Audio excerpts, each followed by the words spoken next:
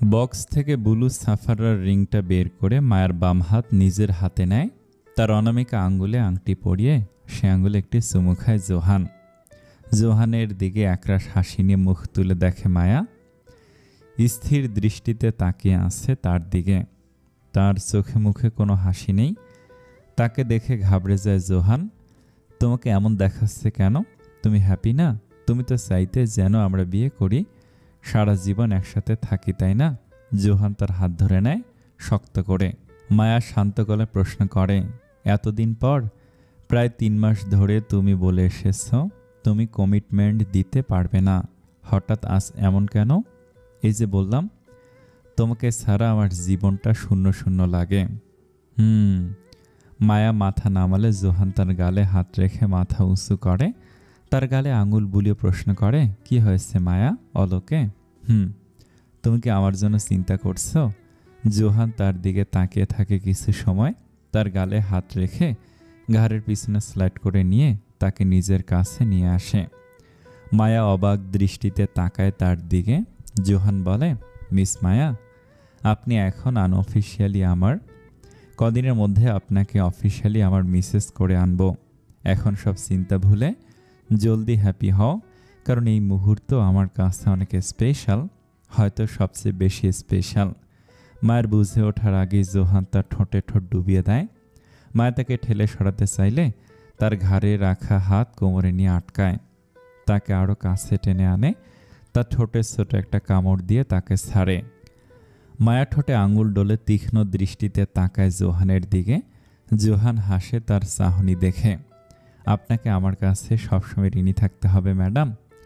এমন সময় দরজায় নক পড়লে মায়া তার কাঁধে একটা চাপড় মেরে তার শার্টের বোতাম লাগাতে শুরু করে। ইনসিকিউর ফিল করছো নাকি? আমি কেন ইনসিকিউর ফিল করব? তোমার পুরুষকে অন্য কেউ শার্টলেস দেখে ক্রাশ ট্রাশ খেয়ে নেয় যদি? মায়া দুটো বোতাম লাগিয়ে উঠতে নিলে জোহান তার হাত ধরে টান দিলে সে জোহানের বুকে এসে পড়ে।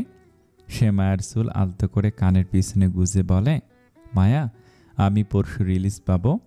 হাসপাতাল থেকে সোজা কাজী অফিসে চলো, বিয়ে করে নেই, পরে অনুষ্ঠান করব। মায়া একগাল হাসে প্রথমে, তারপর তাকে ঠেলে সরিয়ে বলে, এত তাড়া কেন মিস্টার?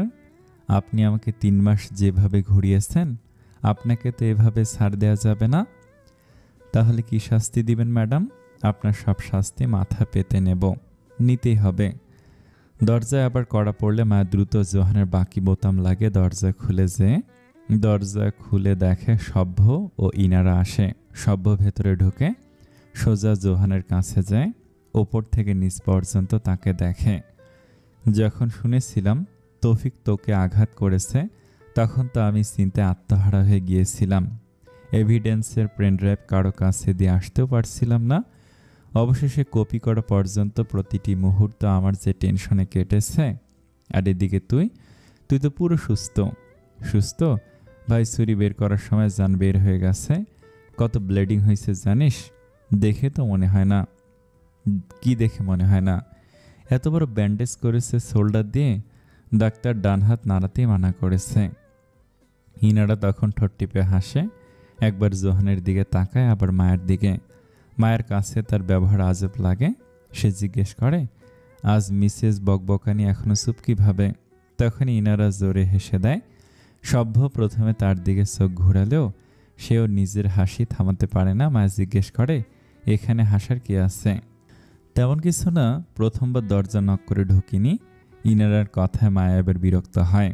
তো নক না করে ঢোকার সাথে এভাবে হাসার? হঠাৎ তার মাথায় কথাটা ঢুকতে সে লজ্জায় নিয়ে যায়। ইনারা তখন তার দিকে ঝুঁকে কানের কাছে এসে জোরে বলে, আপু, তোমার ফার্স্ট কিস কিন্তু দেখে ফেলেছি।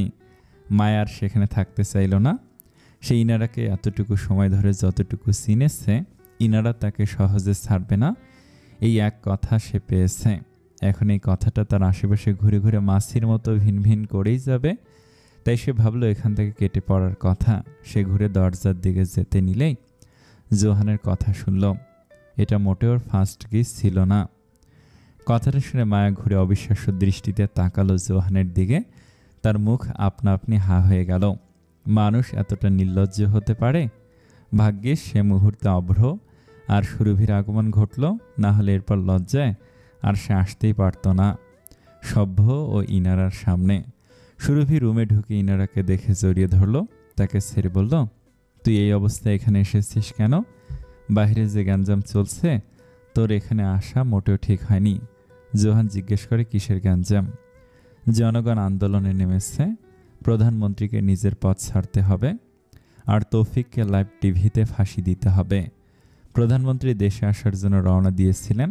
এয়ারপোর্টে এত গ্যাঞ্জাম হয়েছে যে প্লেন থেকে নেমে অন্য প্লেনে ফেরত গেছেন। অভ্র জোহানের বেডের পাশে টুলে বসে, তুমি লাইভ স্ট্রিম অন করেছিলে বলে সবটা আরও সহজ হয়ে গেছে। Smart move. ইনারা প্রশ্ন করে, কিন্তু ফাঁসি দিতে বললেই কি হবে? হতে পারে কাস্টাডি নেওয়ার পর তাকে বিদেশে পাঠানো হবে, আর জেলখানায় রাখা হলেও তাকে তো আর কষ্ট দিতে দেবে না তার বাবা, এতটা ক্ষমতা তো আছেই। অভ্র ভুরু নাচিয়ে সভ্যর দিকে তাকায়, তোর ওয়াইফেরও দেখি ভালো বুদ্ধি আছে, অন্তত তোর থেকে বেশি আছে। প্রশংসা শুনে ইনারার ভাব নিয়ে তার চুল ঝটকায়, তারপর সুরভির কাঁধে হাত রেখে বলে, বুঝলি জান, এতদিন ভাইয়ের বউ থাকার দুটো প্রশংসার কথাও আসেনি। এখন যে শালি হয়েছে, তোকে পাওয়ার জন্য পটানোর চেষ্টা করছে, বুঝলি? অভ্র নির্দ্বিধায় বলে ফেলে, ও তো সম্পূর্ণ আমারই। সুরভি লজ্জায় লাল হয়ে যায়, আর ইনারা তাকে লজ্জায় দেখে তার সাথে মজা নিতেই যাচ্ছে। এমন সময় কল আসে অভ্রের ফোনে। সে কল ধরে কিছুক্ষণ কথা বলে। ফোনটা রাখা মাত্রই সে সকলের দিকে তাকায়। তৌফিককে পুলিশের গাড়ি থেকে কেউ নিয়ে গেছে। পুলিশের গাড়িতে হামলা হয়েছিল, সকলকে আতঙ্ক গ্রাস করে। ইনারা তো ঘাবড়ে যায়।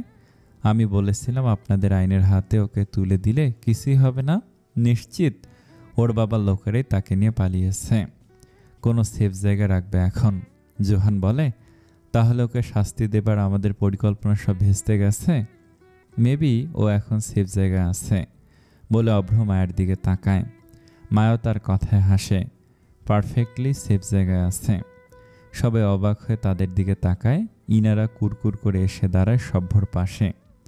তার দিকে ঝুঁকে বিড়বিড় করে জিজ্ঞেস করে, এদের আবার কি হলো? পরাজিত হওয়ার শোকে পাগল হয়ে গেল নাকি? এরা নিজে পাগল হওয়ার লোক নয়, মানুষকে পাগল বানানোর লোক। তাহলে এখন কি হলো এদের? তোমার মনে হয় এই দুই শিয়াল মস্তিষ্কের লোকের ভাষা আমরা বুঝবো? পয়েন্ট আছে, তাই অকারে নিজের ব্রেন এত চালিও না, সময় এলে আপনা আপনি জানবে। মায়া জোহানকে দেখে আফসোসের সুরে বলে, এই মহান লোকের কারণে কাল এখানেই থাকতে হবে, তাই শোটা মিস হয়ে যাবে। ইনারা মাথা চুলকায়, কিসের শো আবার? তোর জেনে লাভ নেই, তুই যেতে পারবি না। মানে সব শোয়ের মজা তোমরা একাই নিবে? বলো তো কি হবে কালকে?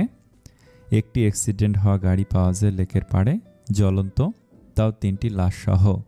ধারণা করা হয় তৌফিককে যখন নিয়ে যাওয়া হচ্ছিল, পুলিশের ভ্যানের উপর অ্যাটাক করে তারপর পালানোর সময় গাড়িটি অ্যাক্সিডেন্ট করে।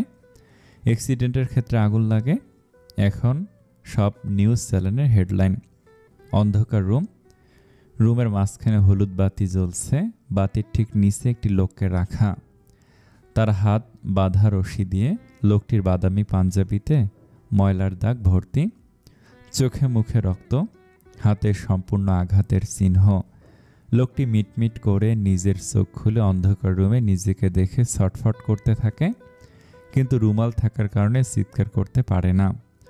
কিছুক্ষণ পর রিয়াদ একটি চেয়ার এনে তার সামনে রাখে। সে তাকায় রিয়াদের দিকে, তার ছটফটানি আরও বাড়ে।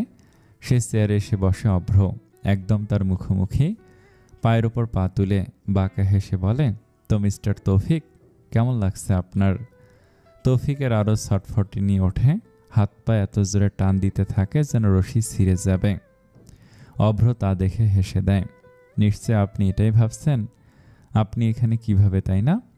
সবাই ভাবছে আপনাকে বাঁচানোর জন্য আপনার বাবা লোক পাঠিয়েছিল, তাদের সাথে পালাতে যেয়ে আপনার গাড়ি অ্যাক্সিডেন্ট হয়েছে। পুলিশের হাত থেকে আমি আপনাকে কিভাবে বাঁচালাম? উপস, বাঁচালাম না, মারলাম। কারণ এই পৃথিবীর কাছে আপনি এখন মৃত। ও, এটা আমি কেন করলাম? অভ্র পায়ের পর পা থেকে সরিয়ে দুই হাঁটুতে কনুই রেখে তাকায় তৌফিকের দিকে।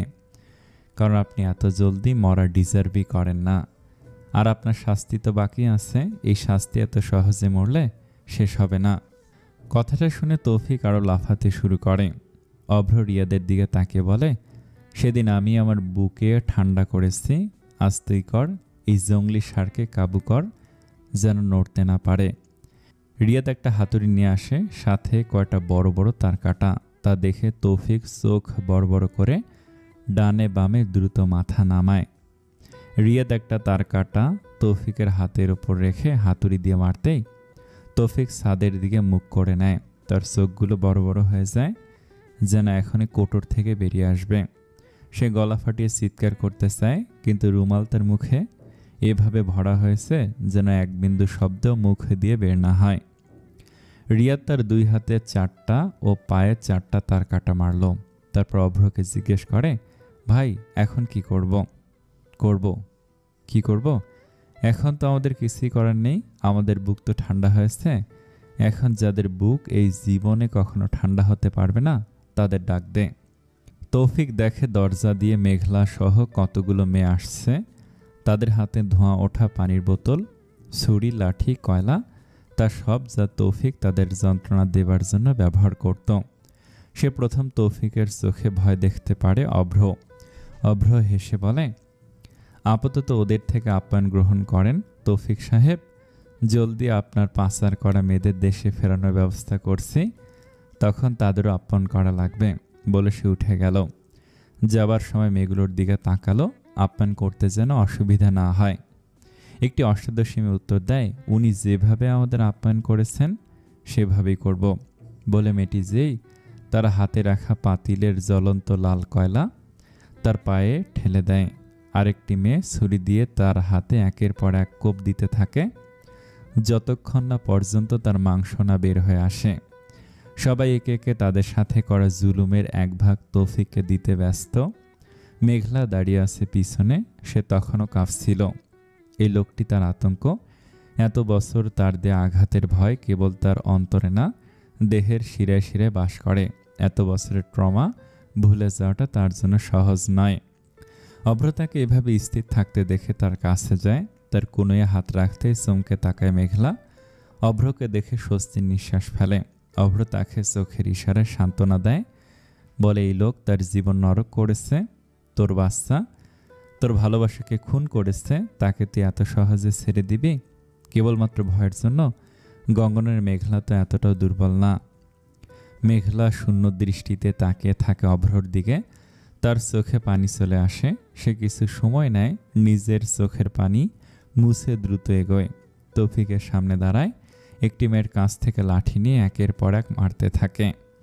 অভ্র দৃশ্যটা দেখছিল। তৌফিক যখন চোখের জলে ও রক্তে ভাসমান, তখন অভ্র বলে, আজই মেরে ফেলো না, ধীরে সুস্থে আপ্যায়ন করো, এত তাড়াতাড়ি মরে গেলে তো হবে না, প্রতিদিন মরবেও। কথাগুলো বলে অভ্র বেরিয়ে যায় সেখান থেকে। নিচের গোডাউন থেকে বের হয়ে এক পলক দেখে গগনের মেঘ বাড়ি। কয়েকটা বাচ্চা এসে তার সাথে কথা বলে। সে সকলকে আদর করে দিয়ে এগোয় সামনের রাস্তায়। তার বন্ধুর কবরের সামনে যে দাঁড়ায়, কতক্ষণ তাকিয়ে থাকে সেদিকে। তাকে থাকতে থাকতে তার চোখ ভিজে যায়, কিন্তু ঠোঁটে একরাশ হাসি আঁকা। সে দীর্ঘশ্বাস ফেলে বলে, আমি আমার ওয়াদা পূরণ করেছি দোস্ত, অবশেষে। জোহানকে আজ রিলিজ দেবার কথা। সভ্য, ইনারা, সুরভি ও তার মা তাকে নিতে এসেছে। যদিও এই 2 দিন তার মা ও মায়া তার সাথে হাসপাতালে ছিল, কিন্তু সকাল থেকে সে মাকে দেখতে পায় না। যাবার সময় জোহান এদিক ওদিক তাকিয়ে মায়াকে খুঁজছিল। সভ্য ব্যাগ নিয়ে জিজ্ঞেস করে, তাহলে যাই, চলো। মায়া আসুক, ওর জন্য অপেক্ষা করবি না? ও আসবে না? কেমন ইতস্ততভাবে কথাটা বলে সভ্য। আসবে না মানে? জোহান কপাল কুঁচকায়, আবার পরক্ষণে স্বাভাবিক হয়ে যায়। আমার জন্য বাসায় অপেক্ষা করছে? সভ্য চোখ ফিরিয়ে নেয়। সে বলতে যেও পারছে না। ইনারা তখন বলে, মায়া আপু চলে গেছে। কোথায় গেছে? এবার জোহানের হৃদয়ে স্পন্দনের কেমন গতি হারা হয়ে যায়। ভয় এসে ভর করে তার বক্ষ পিঞ্জরে। ইনারা আবার বলে, মায়া আপু আথিফ ভাইয়ের সাথে বিদেশে চলে গেছে 3 বছর পর। ইসমাত ভবনে হইচই মেতে আছে। ছোট্ট শিয়ারার চিৎকার চেঁচামেচিতে সম্পূর্ণ ইসমাত ভবন মেতে আছে। সিয়ারা এদিক থেকে ওদিক দৌড়াচ্ছে, তার পিছনে দৌড়াচ্ছে সভ্যর মা। হাতে খাবার নিয়ে সে কিছুতেই খাবে না। সভ্যর মা বলে, আমার দাদুমণিটা না ভালো, আসো খেয়ে নাও। দাদির পা ব্যথা হয়ে গেছে তো। ইনারা সিঁড়ি দিয়ে নামছিল। সে কাল রাত দেরিতে এসেছে। নতুন মুভি একদিন আগে রিলিজ হয়েছে, তাই প্রমোশন ছিল। এখন তার কাজ যে শেষ, 2 মাস ব্রেক নিবে। রাতে দেরিতে আসার কারণে একটু আগে ঘুম থেকে উঠে গোসল করে নিচে নামে। নিচে নামতেই সিয়ারার দুষ্টুমি দেখে। সিয়ারা শুধু দৌড়েই যাচ্ছে। সে যে সিয়ারাকে কোলে তুলে নিল। তার ফোলা ফোলা গালে লম্বা একটা চুমু খেয়ে কাতুকুতু দিয়ে বলল, দুষ্টু মেয়ে, দাদিমণিকে কেউ এভাবে বিরক্ত করে? খাবো না। সিয়ারা থেমে থেমে বলল, ঠিক আছে তাহলে মা খেয়ে নিলাম বলে সে হাঁ করে। সভ্যর মা হেসে তাকে ভাতের নলা দিতে গেলে সিয়ারা তার দাদুমণির হাত ধরে নেয়। না না, খাবো। আমার হিংসুটে মেয়ে। আরেকটা চুমু খায় সিয়ারার গালে, তারপর তাকে কোলে করে নিয়েই যে বসে সোফায়। সভ্যর মা সিয়ারাকে খাওয়ানোর সময় বলে, তোকে না বলেছিলাম ওকে এত কোলে নিবি না? তোর এখনও সবে 2 মাস পড়েছে প্রেগনেন্সির। সিয়ারার সময় যে কমপ্লিকেশন হয়েছিল, তোর নিজের প্রতি যত্নশীল হওয়া লাগবে। সে সভ্যর মাকে একরাশ থেকে ধরে তার কাঁধে মাথা রেখে আদুরে স্বরে বলে, তুমি তো আসছো আমার খেয়াল রাখার জন্য। বলছি কি কদিনের ছুটি নে কাজ থেকে। 2 মাসের ব্রেক নিয়েছি মা। তারপর ছোটোখাটো প্রজেক্ট নিব, শর্ট ফিল্ম বা প্রচারিত জিনিসের আর কি। 7 মাসের সময় আবার লম্বা ব্রেক নেব। একদম ভালো করেছিস। সভ্য কি আজকে আসবে? আসবে না মানে? জনাব আমাকে ছাড়া তো থাকতে পারে, নিজের মেয়েকে না দেখলে তার জীবন বের হয়ে যাবে। সভ্যর কথা শুনে সিরিয়া লাফিয়ে ওঠে। বাবা বাবা। ইনা তার গাল টেনে বলে, বাবা রাতে আসবে? সারাক্ষণ বাবা আর বাবা। 9 মাস পেটে তোকে আমি রেখে তোর লাথি ঘুষি খেয়েছি বুড়ি। তোর বাবা না। বাবা মেয়ে এক অপরকে পেলে তো আমাকে ভুলেই যায়। সিয়ারা তার কথা বলছে না, গালে হাত দিয়ে ডান দিকে মুখ ঝাঁকায়। কলিং বেলের শব্দ শুনে ইনারা উঠে দাঁড়ায়। মনে হয় সুরভি এসে পড়েছে বলে সে দৌড় দেয় দরজা খুলতে। সভ্যর মা পিছন থেকে বলে, এই দৌড়াদৌড়ি করিস না। কে শোনে কার কথা? সে দৌড়ে যে দরজা খুলে সুরভিকে দেখে জড়িয়ে ধরতে নেয়, কিন্তু সুরভিকে তাকে না দেখার মতো করে পাশ দিয়ে দৌড়ে যে ধরে সিয়ারাকে। ইনারা হাত এখনো উঁচু করে ড্যাব ড্যাব করে তাকে আছে। অভ্র একটু পর লাগেজ নিয়ে এসে ইনারাকে দেখে সরু দৃষ্টিতে তাকায়। তোমার কি কোনো শখ লেগেছে? তখনই ইনারার নাটক শুরু হয়। দুলাভাই দেখেন, এই মেয়ে আসার পর আমার সব পাত্তা উধাও হয়ে গেছে। এখন আর কেউ আমাকে 2 পয়সার পাত্তা দেয় না বলে নাটকেও কান্না শুরু করে। অভ্র বিরক্তি নিয়ে তাকায় তার দিকে। এই মেয়ে তোমারই মেয়ে তো, তাই বলে আমার সব পাত্তা চুরি করে নিবে? অভ্র চোখ ঘুরিয়ে ভেতরে ঢুকে যায়। সুরভি সিয়ারাকে কোলে নিয়ে কতগুলো চুমু খায় তার গালে মুখে। তাকে কোলে নিয়ে বসে এক বড় বক্স বের করে ব্যাগ থেকে। দেখো তো সিয়ামণি, সুরুমা তোমার জন্য কি কি এনেছে। বক্সে কুকিজ আর কাপকেক ভরা। তা দেখে সিয়ারার চোখ বড় বড় হয়ে যায়। সিয়ারা তার ছোট্ট হাত দিয়ে সুরভির গলা জড়িয়ে ধরে বলে, সুরুমা বেস্ট বলে হাতে একটা কুকি নিয়ে ছোট ছোট কামড় দেয়। তার দাদি বড় নিঃশ্বাস ফেলে। হলো আর ওর ভাত খাওয়া। সুরভি, ওর খাওয়া শেষে আমরা কিন্তু মার্কেটে যাব। তোমার লেহেঙ্গার সাথে মিলিয়ে মাথার ওড়নাটা এখনও নেওয়া হয়নি। আচ্ছা মা। ইনারা দৌড়ে এসে সোফায় বসে। আমিও যাব। একদম না। এমনিতে এই কয়দিন সারাদিন কাজে দৌড়াদৌড়িতে ছিলি, কাল থেকে আবার অনুষ্ঠান শুরু। এখন তুই রেস্ট করবি। মা, এখন তুমিও আমাকে পাত্তা দেওয়া বন্ধ করে দিচ্ছ? বড় বউ আসবে বলে আমার এখন আর পাত্তা নেই? হুম। ইনার রাগ করেছে বলে সে মুখ ফুলিয়ে নেয়। নাটক করে লাভ নেই। আজ যে সারাদিন তোকে রেস্ট করতেই হবে। আমি তোর পছন্দের ম্যাঙ্গো কাস্টার্ড বানিয়েছি, ভাত খেয়ে ওটা খাবি, খালি পেটে খেলে মার দেব বলে মা চলে গেলেন। সিয়ারা তালি দিল তখন। মা বকা খেয়েছে, বকা খেয়েছে। ইনারা ছোট ছোট চোখে তাকায় তার দিকে। মা বকা খায়নি, কিন্তু সিয়ারাকে এখন ভাত না খেয়ে কুকি খেলে ঠিকই সিয়ারাকে বকা দিবে। না, কুকি খাবো খাবো খাবো। সে মুখ ফুলিয়ে সুরভির কোল থেকে নেমে অভ্রর কাছে গেল। তার পায়ের কাছে যে 2 হাত হাওয়ায় তুলল। অভ্র মোবাইলে কাজ করছিল, তাকে দেখে হেসে তাকে কোলে তোলে। তার মুখের কুকি ক্রোমাল রুমাল দিয়ে মুছে দেয় আদর করে। সিয়ারা তোতলিয়ে বলে, বড় পাপ্পা বেস্ট। অভ্র হাসে, তার বুকে শুয়ে রেখে নিজে মোবাইলে কাজ করতে থাকে। ইনারা সুরভির দিকে ঝুঁকে বলে, তোর জামাই সবার সাথে খাটাইশের মতো কথা বললে কি হবে? বাচ্চাদের যে আদর করে বিয়ের পরপর তোর জন্য ফুটবল টিম বানাই দিবে। সুরভির চোখ বড় বড় করে তাকায় ইনারার দিকে। সে কথাটা বলেছে তুই কিভাবে জানিস? আমি তো তোকে বলিনি। ইনারা বিকলের মতো কিছুক্ষণ তাকিয়ে থেকে সজোরে হেসে দেয়। হেসে গড়াগড়ি করতে শুরু করে সোফার মধ্যে। অভ্র তার কাণ্ডে অবাক হয়ে তাকায়। সিয়েরাও ড্যাব ড্যাব করে তার মায়ের হাসির দিকে তাকিয়ে থাকে। মা কেন হাসে? অভ্র জিজ্ঞেস করে অবাক হয়ে। ওর কি হয়েছে? সুরভি ইনারার মুখে হাত রেখে বলে, মির্কির ব্যারাম উঠেছে ম্যাডামের। অভ্র বিরক্তি প্রকাশ করে। তোদের জ্বালায় পারি না। 3 বছর পর এখন তোমাকে বিয়ে করার সৌভাগ্য হচ্ছে। রিপোর্টার হয়েছে 1 বছর আগে। এই 1 বছর তোমার পিছনে ঘোরার পর হ্যাঁ বললে।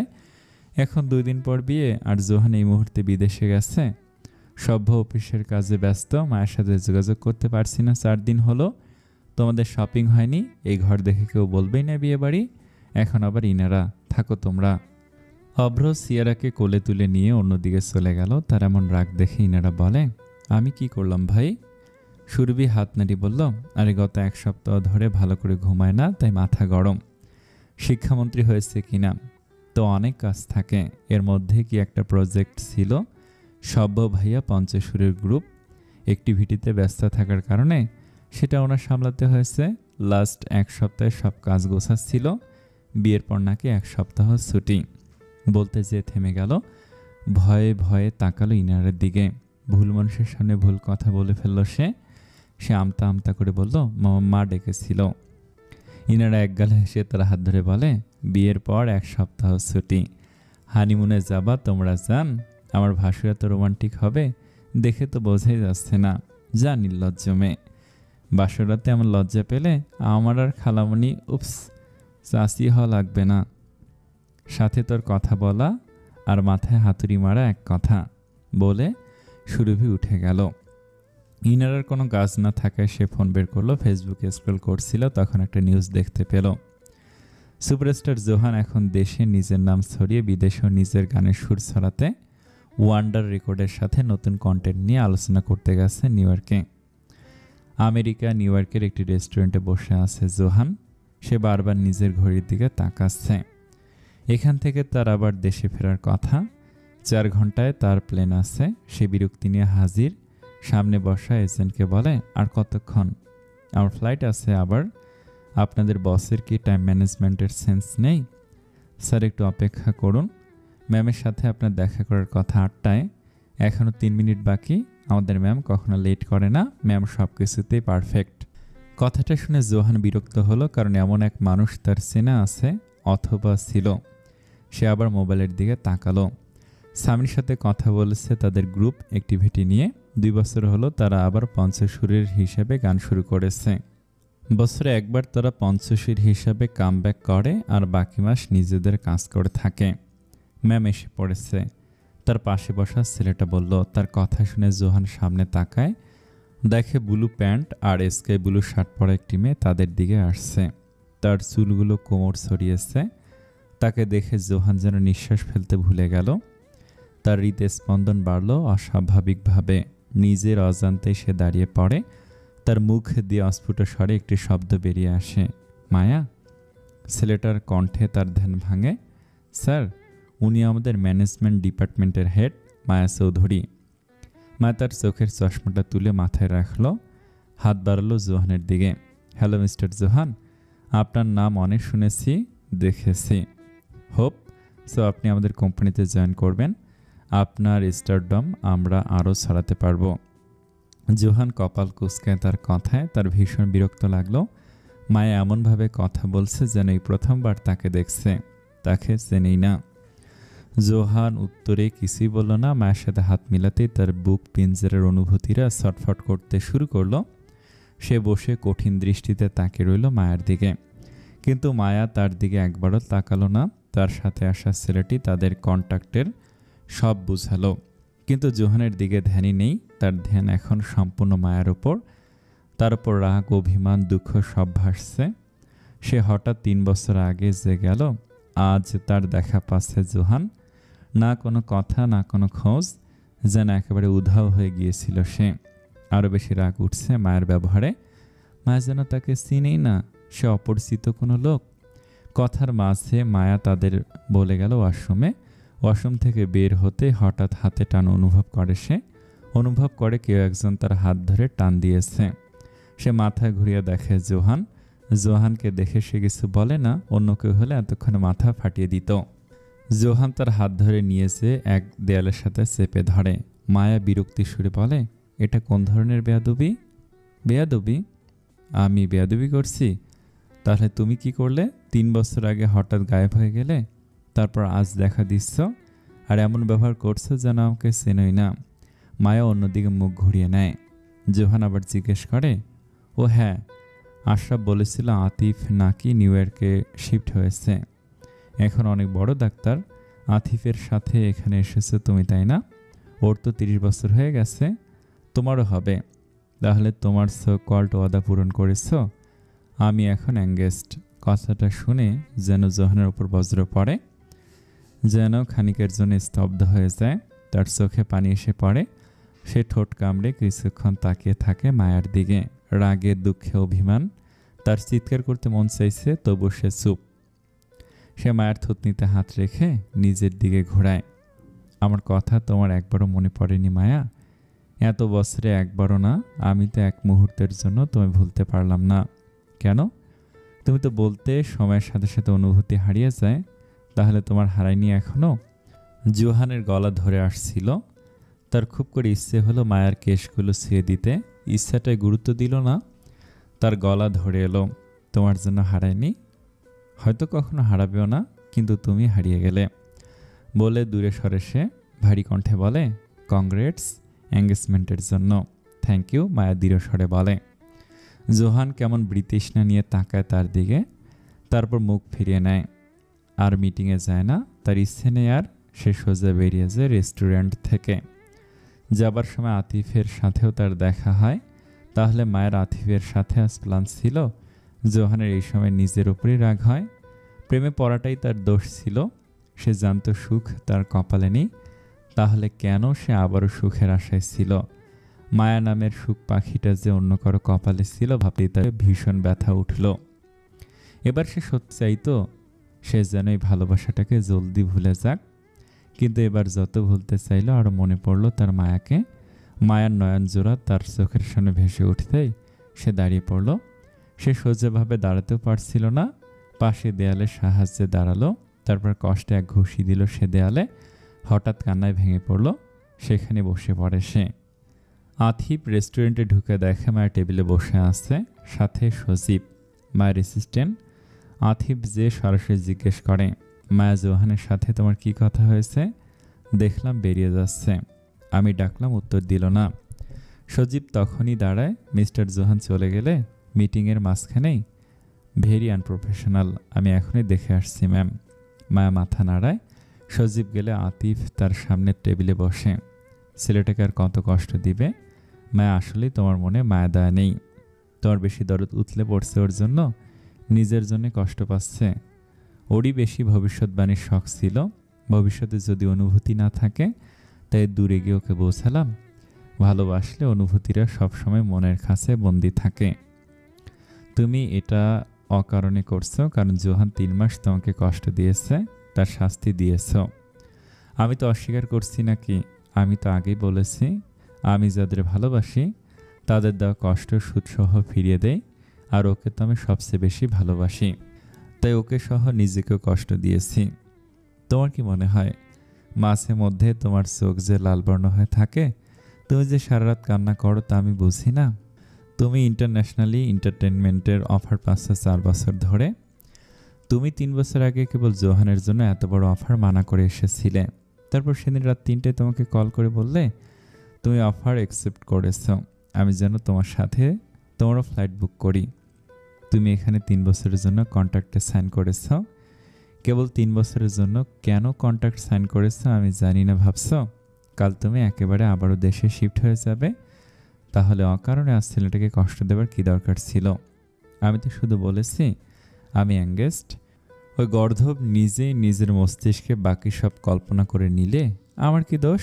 মায়া নিজের বাম হাত তুলে বলে, ওই আমাকে রিং পরিয়েছিল, অফকোর্স আমি ওর সাথে এঙ্গেজড, এতটুকু মাথায় ঢোকেনি ওর।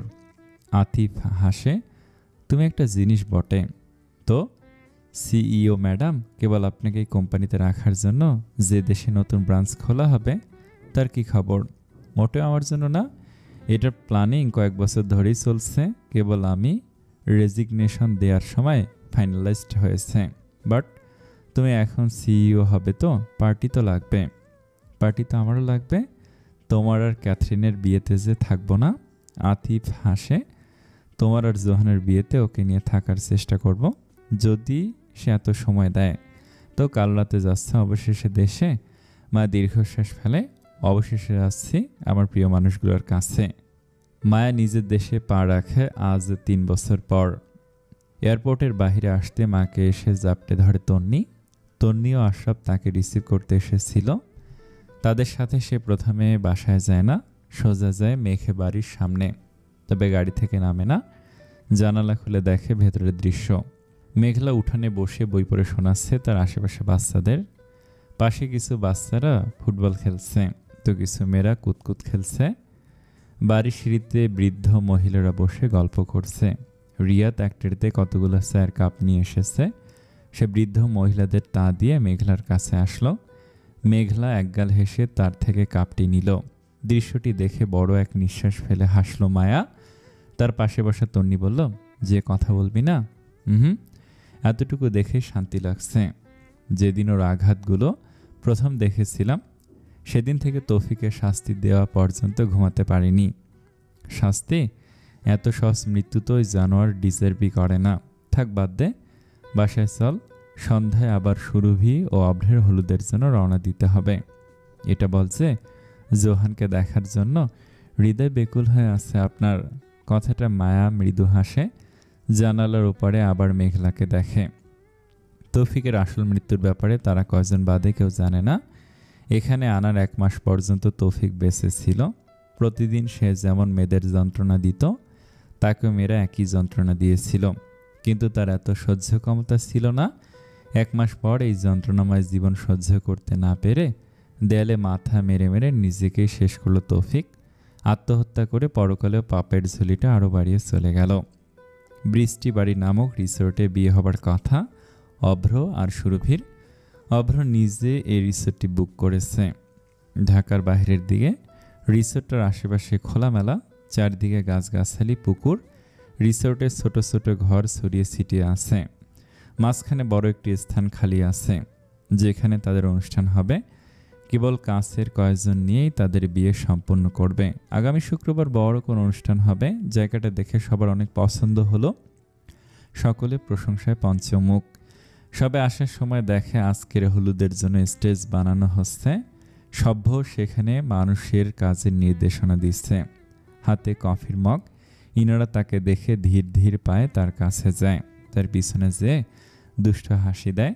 তার কানের কাছে যে ভাও করে চিৎকার দিলে সভ্য পিছনে তাকায় মুখ বানিয়ে, ওয়াও, আমি তো ভয় পেয়ে গেছি। ইনারা চোখ মুখ কুঁচকে নেয়। সভ্য জিজ্ঞেস করে, আমার প্রিন্সেস কোথায়? মাঝে মধ্যে প্রিন্সেসের আম্মুরও খোঁজ নিয়ে দেখেন জনাব। আপনার প্রিন্সেস আসার পর তো আমার জন্য আপনার সময়ই হয় না। এত বড় মিথ্যা কথা বলছেন মহারানী। সভ্য দুষ্টু হেসে তার দিকে এগোয়। তার পেটে হাত রেখে তার দিকে ঝুঁকে বলে, তাহলে ও আসলো কোথা থেকে? ইনারা ধাক্কা দিয়ে তাকে সরিয়ে দেয়। অসভ্য লোক কোথাকার। সভ্য শব্দ করে হাসে। এমন সময় সিরিয়া আসে সুরভির সাথে। সভ্যকে দেখতেই সুরভির কোল থেকে নেমে বাবা বাবা করে সভ্যর দিকে দৌড়ে আসে। সভ্য ইনার হাতে মগটি দিয়ে নিচে বসে 2 হাত মেলে তার রাজকুমারীকে বুকে ভরে নেয়। তারপর দাঁড়ায় তাকে কোলে তুলে। সিয়ারা কতগুলো চুমু খায় সভ্যর গালে। গলা জড়িয়ে ধরে বলে, বাবা, মিস করেছি। সভ্য তার গালে গাঢ় একটা চুমু খায়। বাবা প্রিন্সেসকে বেশি মিস করেছে। ইনারা ভেংসি কেটে বলে, হ্যাঁ হ্যাঁ, প্রিন্সেস বাবাকে মিস করেছে। প্রিন্সেসের বাবা প্রিন্সেসকে মিস করেছে। প্রিন্সেসের মা কি ইনভিজিবল নাকি? সিয়ারা আর সভ্য ঠোঁট টিপে হাসে। ইনারা এতে আরও তেলে বেগুনে জ্বলে ওঠে। খুব হাসি পাচ্ছে না? বাবা মেয়ে ভালো টিম বানিয়েছ। আমার পুস্কু আসুক, আমার টিমে থাকবে। 2টার একটাকেও তখন পাত্তা দিব না। সিয়ারা ডানে বামে মাথা নাড়িয়ে ইনোসেন্ট মুখে বলে, নো নো মা, আই লাভ ইউ এতগুলো। ইনারা বুকে হাত রেখে বলে, ওলে আমার রসগোল্লাটা, মা তোকে এই পৃথিবীতে সবচেয়ে বেশি ভালোবাসে। তুই এত কিউট কেন? একদম রসগোল্লার মতো, গাল দুইটা খেয়ে ফেলতে ইচ্ছে করে। বলে টুস টুস করে কতগুলো চুমু খায় সিয়ারার গালে। সভ্য বলে, আর আমি? ইনার একগাল হেসে তার অন্য হাতে কফির মগ ধরিয়ে দিয়ে বলে, যেমন আপনার কফি তেমন আপনি তেতো। লজ্জা লাগে না এসব বলতে? মেয়েরা এখন আমার পিছনে ঘোরে, আর আমি কেবল তোমার পিছনে ঘুরি। এত হ্যান্ডসাম স্বামী পেয়েও কদর করলে না। অন্য কাউকে পাত্তা দিলে আপনার হাড্ডিগুড্ডি আস্ত থাকবে। অসভ্য লোক কোথাকার। সিয়ারা ফুস করে নিঃশ্বাস ছেড়ে মাথায় হাত রাখে। মা বাবা একদম টম অ্যান্ড জেরি। ইনারা তাকে কোলে নিয়ে বলে, এই বুড়ি তোকে আজ সবজি খাওয়াচ্ছি, দাঁড়া। তারপর সভ্যকে বলে, এখন ওকে ঘুম পাড়াই, না হলে রাতে কান্নাকাটি করবে। আমার জন্য কফি পাঠিয়ে দিয়েন তো, এক্সট্রা সুগার দিয়ে। জানি মহারানী। ইনারা সুরভিকে নিয়ে ভেতরে যায় তাদের রিসোর্টের কটেজে। তাদের যাবার কিছুক্ষণ পরই স্বামী ও জোহান আসে। সভ্য তাদের যে জড়িয়ে ধরে। জোহানকে এমন মনমরা দেখা গেলে সভ্য জিজ্ঞেস করে, এর আবার কি হলো? স্বামী মুখ টিপে হাসে, স্যাঁকা খেয়ে ব্যাকা হয়ে গেছে। দেবদাস মুডে আছে এখন। জোহান বিরক্তি নিয়ে তাকায়, তারপর সভ্যকে জিজ্ঞেস করে, আমার রুমটা কোন দিকে? এখনই রুমে চলে যাবি? এদিকে কাজ চলছে, আমি এখানে আছি, আয় আড্ডা দেই। অভ্র আর তুই ভাই বরাবর কল দিচ্ছিলি বলে এসেছি, না হলে আসতাম না। ভালো লাগছে না, মাথা ব্যথা খুব। আচ্ছা, যে রেস্ট কর, অনুষ্ঠানের সময় রেডি হয়ে আসবি কিন্তু। দেখি এখানে কটেজগুলোর নাম ফুলের নামে, তোর আর স্বামীর কটেজের নাম নয়নতারা। দাঁড়া, লোক ডেকে দেই। লাগবে না, আমি খুঁজে নেব। জোহান যাবার পর সভ্য স্বামীকে বলে, বেচারা বেশি স্যাঁকা খেয়েছে, সেই লেভেলের। মায়া আসছে তো, বাংলাদেশে এসেছে, তখন তন্নির বাসায় সন্ধ্যায় রওনা দিবে। বেচারা ওকে দেখে কিভাবে রিয়াক্ট করবে তা দেখার জন্য তো সইছে না আমার। সন্ধ্যাবেলা চারিদিকে সাজানো হয়েছে মৃদু আলোর ঝুলানো লাইট দিয়ে। রিসোর্টের উঠানে নীল রঙের ফুল দিয়ে স্টেজ করা হয়েছে। সামনের টেবিলে হরেক রকম মিষ্টি, হলুদ কেক আর সাজানো জিনিস। সেখানে হলুদ পাঞ্জাবি পরে বসে আছে অভ্র ও তার পাশে হলুদ লেহেঙ্গার সুরভি। তাদের মাঝখানে নীল রঙের লেহেঙ্গা পরা ছোট্ট শিয়ারা। আজ অভ্র ও সুরভি বাদে সকলেই নীল রঙের পোশাক পরেছে, হলুদের থিম। জোহানের না চাইতেও বের হতে হয়। সভ্য হয়ে এসে 10 বার তাকে বকাও দেয় না, হুমকি না দিলে সে বেরি হতো না। সে দেখে অলরেডি হলুদের অনুষ্ঠান শুরু হয়ে গেছে। ইনারা, সভ্য, স্বামী, ঐশী, ইরফান সবাই মিলে তাদের হলুদ লাগাচ্ছে, খাওয়াচ্ছে, হাসি ঠাট্টা মেতে আছে তারা। তাদেরকে দেখে জোহানের ঠোঁটের কোণে হাসি এঁকে উঠল, কিন্তু তার সেখানে আর যেতে ইচ্ছে হলো না। তার ভীষণ তৃষ্ণা পেলে সে এক পাশে যায় টেবিল থেকে কোল্ড ড্রিঙ্কস নেওয়ার জন্য। সে কোকের গ্লাস হাতে নিয়ে আবার স্টেজের দিকে তাকাতেই থেমে যায়, স্থির হয়ে যায় কয়েক মুহূর্তের জন্য। সে অতি চেনা মুখ দেখতে পায় সেখানে। নীল জামদানি পরা সদ্য এক অপ্সরী যেন মেঘের রাজ্য থেকে নেমে এসেছে। তার এক মুহূর্তের জন্য মনে হলো এটি নেহাত তার কল্পনা, কিন্তু পরক্ষণে যখন সে দেখল মায়া ইনারাকে জড়িয়ে ধরেছে, সভ্যর সাথে কথা বলছে, সুরভি অভ্রকে হলুদ মাখছে, তখন তার ধ্যান এলো সে মায়াকে কল্পনা করছে না, বাস্তবে মায়া এসেছে এখানে। তাকে দেখে জোহান স্থির হয়ে তাকিয়ে থাকে তার দিকে। এরপর মায়া মুখ ফেরায়, তার চোখ যেন খুঁজছে কাউকে। হঠাৎ তার এসে চোখ আটকায় জোহানের দিকে, আর তার দিকে আটকে ছিল। এতক্ষণ ধরে জোহান নিজেকে শান্ত রাখলেও এখনো শান্ত রাখতে পারল না। রাগে তার মাথা আরো বেশি ধরে গেল। সে শব্দ করে গ্লাসটা রাখলো টেবিলে। মায়া যদি তাকে ছেড়ে সবার সাথে এত হেসে কথা বলতে পারে, 3 বছর হারিয়ে যাবার পর অন্য কারোর সাথে বাগদান করেও তার দিকে সরাসরি তাকাতে পারে, তাহলে সে কেন পারবে না? জোহান মিথ্যে হাসি তার ঠোঁটে এঁকে নিজে উঠে পড়ে স্টেজে উঠে একবারও মায়ের দিকে তাকায় না, উল্টো হাসি মুখে যে সুরভি ও অভ্রকে হলুদ লাগায়। অবশেষে একটু লাগায় সিয়েরার নাকে, যার কারণে সিয়েরা মুখ ফুলিয়ে নেয়। জোহান হেসে উঠে দাঁড়ায়, তাকায় মায়ের দিকে। স্বাভাবিক ব্যবহার করে দেখে দিতে চেয়েছিল সে মায়াকে, অথচ তাকে এত কাছ থেকে দেখে তার সেখানে নিঃশ্বাস আটকে যায়। রূপালী পাড়ের নীল জামদানিতে মায়া পড়েছে। তার চুল এখন আর কাঁধ পর্যন্ত এসে থেমে নেই, কোমর ছড়িয়েছে। সে খোলা চুলে লাগানো বেলি ফুলের মালা, তার ডাগর ডাগর নয়নজোড়া নীল কাজলে ভরা। তাকে দেখে জোহান যেন নিজের মধ্যে নেই, সবাই ভুলে যায়। মুহূর্তে তার হৃদয়খানার অবস্থা বেহাল হয়ে যায়। তাকে দেখে সকলে মিটিমিটি হাসছিল, কিন্তু যখন সিয়ারা বলল, বাবা চাচু স্টেচু স্টেচু খেলছে কেন, আর সকলে জোরে হেসে দেয়। জোহান লজ্জা পেয়ে যায় সবার সামনে। সে মাথা চুলকায়, না মায়ের দিকে এখন আর তাকানো তার উচিত হবে না। মায়া নিজের তার পরিবর্তে অন্য কাউকে বেছে নিয়েছে। তাকে এমন বেহার মতো দেখাটা নিজের জন্য একটা অসম্মানের ব্যাপার। সে আবার নিচে নেমে যেতে চাইলে স্বামী তাকে ধরে নেয়। অভ্র বলে, একটা গ্রুপ ফটো না হলে হয়, ছবি তুলে যাও। জোহান ইরফানের পাশে যে দাঁড়ালে ঐশী বলে, ভাই তুমি আমার জামাইয়ের সাথে দাঁড়িয়ে কি করবে বলো তো, বলে তাকে সরিয়ে দেয়। তার পাশে এসে দাঁড়ালে স্বামীও তাদের মাঝে ঢুকে পড়ে। অবশেষে সে এসে দাঁড়ায় মায়ের পাশে। নিজেকে শান্ত রাখার চেষ্টা করে সে, শত বুঝায় নিজের মনকে। মায়ের দিকে সে কিছুতেই তাকাবে না, কিন্তু চোখ জোড়া সেদিকে যে আটকায়। একবার আর চোখে তাকাতেই যে যখন মায়াও তার দিকে তাকায়, চোখে চোখ পড়তেই তার বুকে ঝড় নেমে আসে। সে আর থাকতে পারে না সেখানে। সে ক্যামেরাম্যানকে জিজ্ঞেস করে, ছবি তোলা হয়েছে কিনা। জি স্যার, আপনার ম্যামের কাপল পিক তুলে দেব কয়টা। আমরা কোনো কাপল না, সে রাগান্বিত স্বরে কথাটা বলে যেতে নিলে মায়া তার বাহু ধরে নেয়। তার কাছে এসে বাহু ধরে শান্ত স্বরে উত্তর দেয়, তুলুন। জোহান কপাল কুঁচকায়, বিরক্তি সুরে জিজ্ঞেস করে, ফাজলামো করছো তুমি? কি ফাজলামো করলাম? জোহান দাঁতে দাঁত চেপে নিজের রাগ নিয়ন্ত্রণের চেষ্টা করে, পারে না।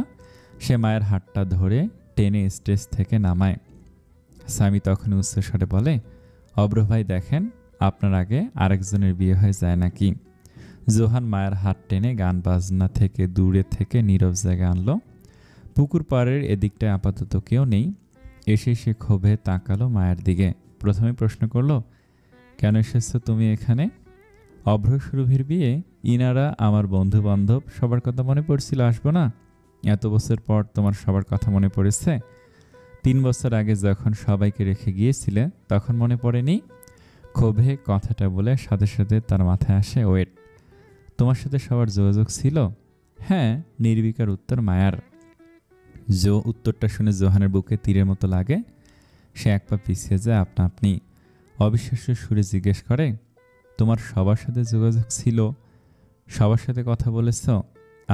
আমি তোমাকে এত কল দিলাম, এত যোগাযোগের চেষ্টা করলাম, তুমি একবারও আমার খোঁজ নিলে না? ও হ্যাঁ, খোঁজ নিবে কেন? এখন তো তোমার জীবনে আথিফ আছে। তুমি কি খুব সুখে আছো ওর সাথে?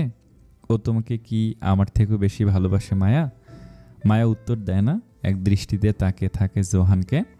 এতদিন পর সামনাসামনি এত সময় ধরে দেখতে পারছে। এতদিনের জোহানের সব খবর তার কাছে আছে। তার সব গান সে প্রত্যেক দিন শুনেছে। সে টিভিতে যেখানে ছিল সব দেখেছে। ইনারা ও সভ্য থেকে তার খোঁজ নিয়েছে, এমনকি সমিতা আন্টি থেকেও। এক কথায় জোহানের সব খবর তার কাছে ছিল। মায়ের চোখ ভিজে আসলে সে মুখ ফিরিয়ে নেয়। সে আলতো হাতে নিজের চুলগুলো কানের পিছে গুজে দেয়। এমন সময় জোহানের চোখ যায় তার হাতের দিকে। মায়ের হাতে এখনও তার দেয়া আংটি দেখে সে খপ করে তার হাত ধরে নেয়। সংশয় নিয়ে জিজ্ঞেস করে, তুমি না আথিফের সাথে এঙ্গেজড, তাহলে আমার পরানো রিং এখনও তোমার হাতে কেন? সংশয় নিয়ে জিজ্ঞেস করে। মায়া না বুঝার ভান করে, আমি তো বলেছি এঙ্গেজড হয়েছি, আথিফের সাথে এঙ্গেজমেন্ট করেছি তা তো বলিনি। যে আমাকে এই রিংটা পরিয়েছে তার সাথে এঙ্গেজমেন্ট হয়েছে আমার, আর আতিফের আগামী মাসে বিয়ে তার কলিকের সাথে। ইউ মিন তুমি আমার সাথে এঙ্গেজড এই কথাটা বলেছ? এখনও প্রশ্ন করছো? আসলে তুমি একটা গর্ধপ, আর তুমি একটা ইনসেনসিটিভ মানুষ। ফেলে দাও এই রিং, এখন আর এটার কোনো মানে নেই, বলে জোহান যেতে নিয়ে মায়ের তার সামনে এসে দাঁড়ায়। কপাল কুঁচকে তাকায়। আর তোমার কথার মানে কি? মানে বুঝতে পারছো না? বলেছি রিংটা ফেলে দিতে, আমাদের মাঝে সব তুমি শেষ করে গিয়েছিলে। তোমারই তো মাথায় ভূত চড়েছিল যে ভবিষ্যতে তোমার অনুভূতি থাকবে কিনা তা দেখতে চাইতে তুমি। কি এখন নেই?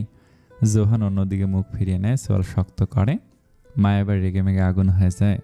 সে জোহানের কলার ধরে এক হাত দিয়ে, অন্য হাত দিয়ে তার গাল চেপে ধরে মুখ ফেরানোর চেষ্টা করে। জোর গলায় প্রশ্ন করে, আমি কিছু জিজ্ঞেস করছি, এখন তোমার সব অনুভূতি শেষ?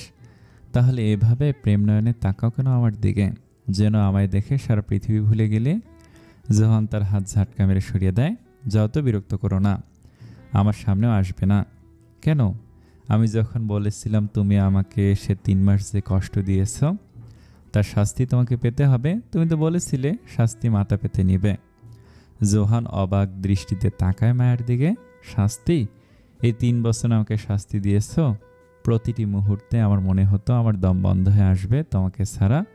কত রাত তোমার ব্যালকনির দিকে তাকিয়ে নির্ঘুম কেটেছে, খেয়াল আছে তোমার? আর তুমি কোনো দোষ করনি, তাই তো? নিজেকে এত কষ্টে গোছানো আমিটাকে সম্পূর্ণ এলোমেলো করে দিয়েছ।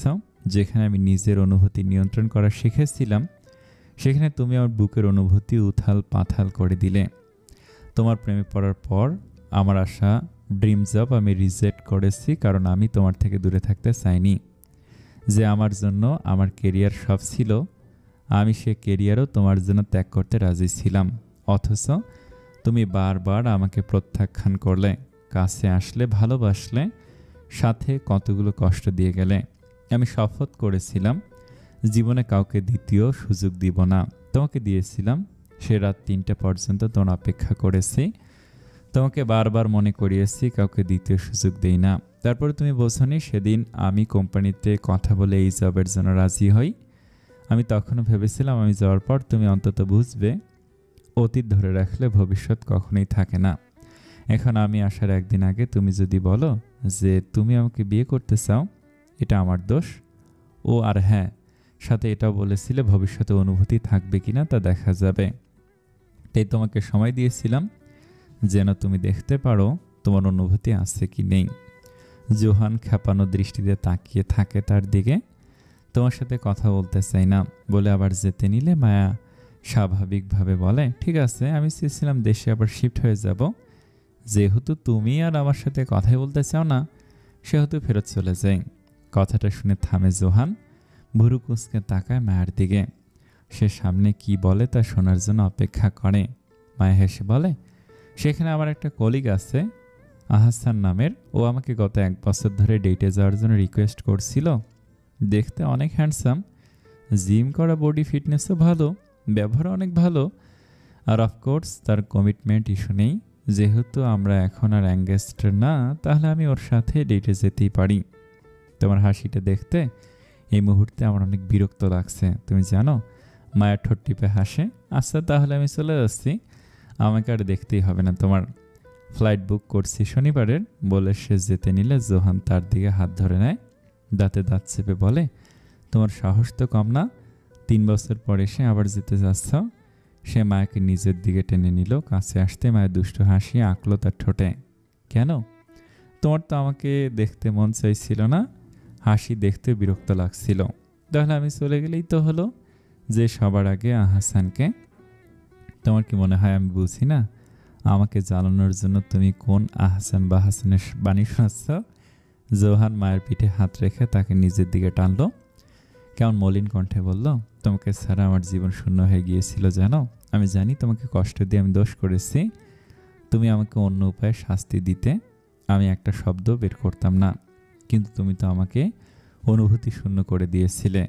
এই মুহূর্তে আমার তোমার ওপর অভিমান করে থাকা উচিত। আমি ভেবেছিলাম যেদিন তোমার সাথে দেখা হবে তোমার দিকে ফিরেও তাকাবো না, কিন্তু তোমাকে দেখার সাথে সাথে আমার সব রাগ অভিমান কোথায় যে হারিয়ে গেল। আচ্ছা, তোমার কি আমার থেকে দূরে থাকতে একটু কষ্ট হয়নি? মায়া 2 হাত দিয়ে তার গলা জড়িয়ে ধরল। স্মিত হাসল। হয়েছে তো, কত রাত আমার নির্ঘুম কেটেছে, আমাদের মুহূর্তগুলো ভেবে হেসেছি, তারপর হঠাৎ তোমাকে মনে করে কান্না করে দিয়েছি। আমাকে শাস্তি দিতে যে নিজেকে এতটা কষ্ট দেওয়ার কি প্রয়োজন ছিল? প্রয়োজন তো ছিল। যেন এরপর আমাকে দূরে সরানোর কথা বললেও তোমার বুক কাঁপে, বলে সে মৃদু হাসলো। কিন্তু জোহানা হাসলো না, তার নয়নজরা সিক্ত হয়ে গেল। সে মায়ের পিঠে হাত রেখে তাকে নিজের দিকে টানল, তাকে খানিকটা উঁচু করে শক্ত করে জড়িয়ে ধরল।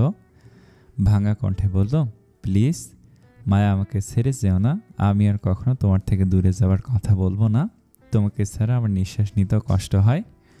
এত বছর আমার কাছে সব ছিল, অতীতে যা হারিয়েছি তার থেকে অনেক বেশি পেয়েছি, কিন্তু আমার ভেতরে শান্তি ছিল না। আমি একটা শান্তির নিঃশ্বাস ফেলতে পারিনি এই 3 বছর। প্রতি মুহূর্তে আমার তোমার শূন্যতা অনুভব হতো। তোমাকে হারানোর, তোমার অন্য কারো হবার ভয় হতো।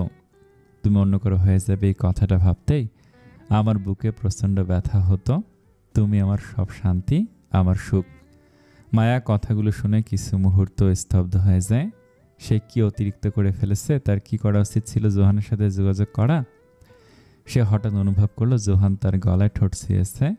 তার ছায়া আজই তার সর্বাঙ্গ কেঁপে ওঠে। সে আরও জোরে জোহানকে জড়িয়ে ধরে, বলে, তুমি কিন্তু আজও কোনো এক্সকিউজ ছাড়া ভালোবাসি বলনি। জোহানও তাকে আরও শক্ত করে জড়িয়ে ধরে, যেন একটু ছাড় দিলে আবারও হারিয়ে যাবে। তার মুখ তুলে কানে আলতো ঠোঁট ছুঁয়ে বলে, এই নির্জন রাতের গানে তোমার নয়নে ডুবে থাকি যদি, বিরহের আধার ভুলে তোমার সুবাসে যদি মেতে থাকি, তোমার ছয় ভুলে যাই এই জগৎ সংসার, তাহলে কি বুঝবে ও মায়াবিনী তোমায় ভালোবাসি? জোহান মায়াকে ছেড়ে তার নীল কাজল মাখা চোখে ডুব দেয়। আলতো করে তার কপালের চুলগুলো কানের পিছে গুজিয়ে দিয়ে একদম কোমর পর্যন্ত তার চুলগুলো ছুঁয়ে দেয়। জিজ্ঞেস করে, আমার অনুরোধ রেখেছ তাহলে? এখন নিজের ফিউচার হাজব্যান্ডের একটা অনুরোধ তো রাখাই যায়। Future husband? জোহান ভুরু নাচায়, তার কোমরে হাত রেখে বলে, একবার বিয়ে করে নেই ম্যাডাম, তারপর সারাদিন আপনার এই চুলে মুখ ডুবিয়ে রাখবো। তার জন্য সবুর করতে হবে। এতটুকু কথাতেই জোহানের চোখে মুখে মেঘ নেমে আসে। আবার কিসের সবুর? আমার কোম্পানির এখানে নতুন ব্রাঞ্চ খুলছে, ওটার সিইও হব আমি। আপাতত কয় মাস এই কাজে মনোযোগ রাখতে হবে। আর তুমিও বিদেশে কোনো লেভেলের সাথে কাজ করতে যাচ্ছ, তা আমি জানি। সেদিকে ধ্যান দাও, তারপর বিয়ের কথা ভাববো। ডোন্ট ওয়ারি, এবার কোথাও যাব না। এছাড়া বিয়ের আগে প্রেমই তো করা হয়নি, মানে অভিমানের দিন কেটে গেল। তো ম্যাডাম প্রেম করতে চান নাকি?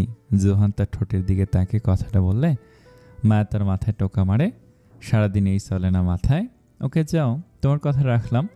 দুইজনের কাজ সামলে নিয়ে তারপর বিয়ে করব, কিন্তু আমার এক শর্ত আছে। কি শর্ত? বিয়ের পর 2 মাস আমরা ওয়ার্ল্ড ট্যুর দেব, কেবল তুমি আর আমি। আমি তোমার সাথে সারা পৃথিবী ঘুরে দেখতে চাই। মায়া হাসে তার কথায়, আমিও। তারা ফেরত আসে অনুষ্ঠানে। তাদের হাত ধরে আজ তা দেখে সবাই উৎসুকভাবে চিৎকার করতে শুরু করে। জোহান লজ্জায় মাথা চুলকায়। স্বামী বলে, ভাই যেভাবে রেগে তেরে গিয়েছিলি ভেবেছিলাম রাগে চিৎকার চেঁচামেচি শুনবো, এখন দেখছি দুইজনে লাল টমেটো হয়ে আছিস। সভ্য বলে, প্রেমিক পুরুষ বলে কথা, যতই সিংহের মতো গর্জন করুক প্রেমিকার সামনে ভেজা বিড়ালি হতে হয়, যেমন তুই, বলে শব্দ করে হাসল স্বামী। তখন সভ্য তার জ্বালায় মরিচ লাগিয়ে বলল, হ্যাঁ ভাই, তোর মতো আজীবন সিঙ্গেল থাকা ব্যক্তি কথাটা বুঝবে না। এই কথা শুনে স্বামীর হাসি মুখ গোমড়া হলেও সবাই হেসে দেয়। মায়া সিয়ারের সামনে যে বসে, তার পার্স থেকে একটি প্রজাপতি ডিজাইনের ডায়মন্ড নেকলেস বের করে তার গলায় পরায়। ইনারা তাকে বাধা দেয়, আপু এত দামি নেকলেস বাচ্চাকে পরিও না, হারিয়ে ফেলবে। হারালে আরেকটা বানিয়ে দেব, আমি আমার ভাগ্নির জন্য এনেছি। তুই মাঝখানে কথা বলছিস কেন? তারপর সে সিয়ারকে বলে, তুমি ওকে চিনছ? সিয়ারা দ্রুত মাথা নাড়ায়, সে চিনেছে। ইনারা বলে, চিনবে না? সপ্তাহে 3-4 বার তো তোমাকে ফোনে দেখেই, বলে দাঁত দিয়ে জিহ্বা কাটে। জোহান আগে তাকে জিজ্ঞেস করেছিল অনেকবার মায়ের সাথে তার কথা হয় কিনা। সে পরিষ্কার মিথ্যে বলেছিল, হয় না। মায়া সিয়ারার ছোট ছোট হাত দুটি ধরে বলে, এখন খালামণি এসেছি। খালামণি সিরিয়ার জন্য এতগুলো প্রিন্সেস ড্রেস এনেছে। খালামণি সিরিয়ার সাথে অনেক খেলবে, তাকে সাজাবে, প্রিন্সেস বানাবে। সিয়ারা খালামণির কাছে আসবে না, মায়ের দুহাত মেলে তাকে কোলে নেওয়ার জন্য। সিয়ারা লাজুক হেসে প্রথমে সুরভির ওনার পিছনে লুকায়, তারপর উকি দিয়ে মাকে দেখে লাফ দিয়ে তার কোলে উঠে পড়ে। মায়া সিয়ারাকে কোলে নিয়ে দাঁড়ালে জোহান সিয়ারার গালে চুমু দিয়ে তাকায় মায়ের দিকে। তার তাকানো দেখে মায়া লজ্জায় চোখ নামিয়ে নেয়, সুরভির সাথে কথা বলতে থাকে। সুরভি বলে, এখানে সাক্ষাৎ লিজেন্ড পঞ্চসুর আছে, অথচ এত শান্ত মহল, একটা গান হবে না? সকলে তার কথা একমত হয়। স্বামী গিয়ে গিটার নিয়ে আসে। সবার আগে সভ্য গান ধরে, তারপর জোহান, তারপর একসাথে পঞ্চসুর তাল মেলায়। আজ বলবে হঠাৎ কেউ এসে হেসে আলতো চোখে চোখে, আজ বলবে হঠাৎ কেউ এসে হেসে আলতো চোখে চোখে। তোর জন্য এসেছি আমি ভালোবাসতে যে তোকে, কিছু স্বপ্ন এনেছি কুড়িয়ে, রেখে দে নয়তো দে উড়িয়ে। কিছু স্বপ্ন এনেছি কুড়িয়ে, রেখে দে নয়তো দে উড়িয়ে। তোকে বলবো ভাবি কিছু অল্প কথায়, তুই স্বপ্নে ছিলি ছিলি গল্প কথায়। আজ তোর নামে রাত নামে দিন কেটে যায়। সভ্য গান থামালে জোহান তার গিটারের সুর ধরে তাকায় মায়ের দিকে। চোখ টিপ মেরে তার গান শুরু করে। চুপি চুপি বলো কেউ জেনে যাবে, জেনে যাবে কেউ জেনে যাবে। ভয় করি না তবু কোনো কিছুই, যদি তুমি আমি রই একসাথে। নিচে প্রদীপের আলো ছেয়ে আছে আর আকাশের চন্দ্র তারায়। চারপাশ সোনালি আর লাল ফুল দিয়ে সাজানো। মাগরিবের পর বিয়ের আয়োজন শুরু হয়েছে। স্টেজের সামনে সাদা শেরওয়ানিতে দাঁড়িয়ে আছে অভ্র। সভ্য তার শেরওয়ানি ঠিক করে দিচ্ছে। অভ্র একটু নার্ভাস টোনে জিজ্ঞেস করলো, ঠিক লাগছে? সভ্য হাসে তার দিকে তাকে, অনেক হ্যান্ডসাম লাগছে ভাইয়া, পারফেক্ট লাগছে।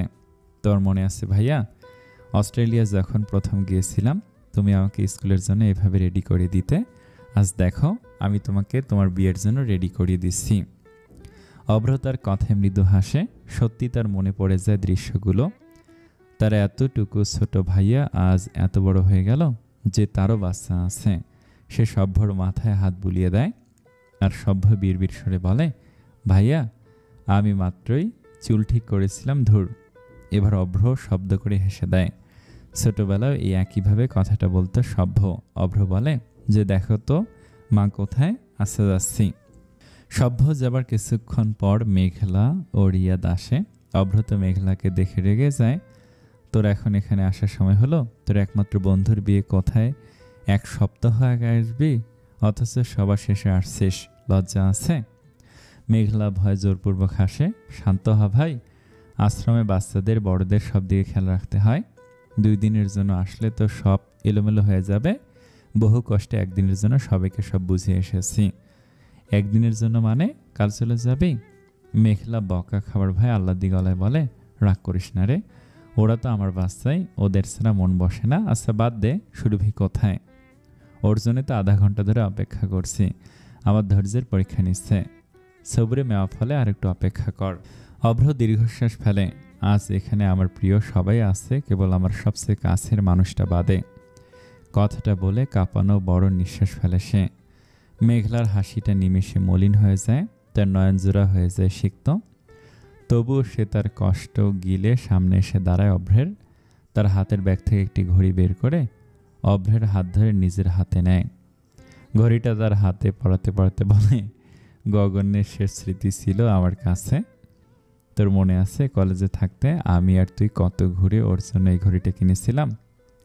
ও 4 বছর ধরে এটা খুলিনি, যতদিন পর্যন্ত আমি জোর করে না ওর হাত থেকে খুলেছি, বলে হাসলো মেঘলা। কষ্টের হাসি। আজ যদি গগন থাকতো তাহলে তোকে বরের বেশ দেখে সবচেয়ে বেশি খুশি হতো। সেবার তাকে অভ্রের দিকে, জানিস আজ আমি সবচেয়ে বেশি খুশি, আমার বন্ধু, আমার ভাই তার প্রাণকে নিজের করে পেতে যাচ্ছে। আমি দেখেছি অস্ট্রেলিয়া থাকতে তুই যখন ওর সাথে কথা বলতি তোর চোখ জলজল করে উঠত। যখন ওর সাথে কথা বলতি হাসি তোর মুখ থেকে যেত না। সেদিন ওকে প্রথম দেখেছি যেন স্ট্রেসু হয়ে গিয়েছিলাম। ওর সাথে দেখা করার জন্য আমার নার্ভাস হচ্ছিল যে কোনো যুদ্ধ করতে যাচ্ছি। অভ্র হাসে। তুই আর গগন কত মজা নিয়েছিলে। মেঘলা তাকে ঘড়িটা দেখে বলে, আজও গগন তোর সাথে আছে, যদিও ওর সাথে থাকার জন্য কোনো জিনিসের প্রয়োজন নেই। ও তো আমাদের হৃদয়ে আজীবন জীবিত থাকবে। তবু এই আমানত তোর কাছে রাখ। সুরভিকে গেইটে আনা হলে সে সবার আগে ইনারাকে খবর দিতে বলে। ওকে ছাড়া সুরভি এগোবেই না। ইনারা সকাল থেকে ব্যস্ত, 2 দিকের দায়িত্ব সামলাতে হচ্ছে তাকে। এর ওপর সিয়ারা, তার প্রাণের বান্ধবীর বিয়ে আজ, সব পারফেক্ট হওয়া চাই। 10 মিনিট দাঁড়িয়ে থাকার পর ইনারা এলো। হাঁপাচ্ছে সে, দৌড়েই এসেছে। শীত শীত আবহাওয়াতে ঘামিয়ে গেছে। সুরভি তার এই অবস্থা দেখে জিজ্ঞেস করে, তোর এই অবস্থা কেন?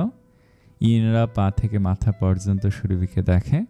সাদা লেহেঙ্গা পরেছে সে, একদম হালকা সাজ, সাদা গয়না, মাথায় একটি সাদা ও সোনালি রঙের ওড়না। তাকে দেখে ইনারার চোখ ভিজে গেল। তার চোখের সামনে ভাসতে থাকলো তাদের কতগুলো মুহূর্ত। সে প্রথম দেখা থেকে শুরু করে বন্ধু হওয়া, পরিবার হওয়া, হাসি ঠাট্টা থেকে শুরু করে বন্ধু হারানোর দুঃখ সব ভাগ করে নেওয়া। সুরভি তার চোখে পানি দেখে এগিয়ে এসে তার গালে হাত রেখে গাল মুছে বলল, বিয়ে করে তোর থেকে দূরে যাচ্ছি না, আরও কাছে আসছি। এখন থেকে প্রতি শুক্র শনিবার একই সাথে কাটাবো, তাই কান্না বন্ধ কর।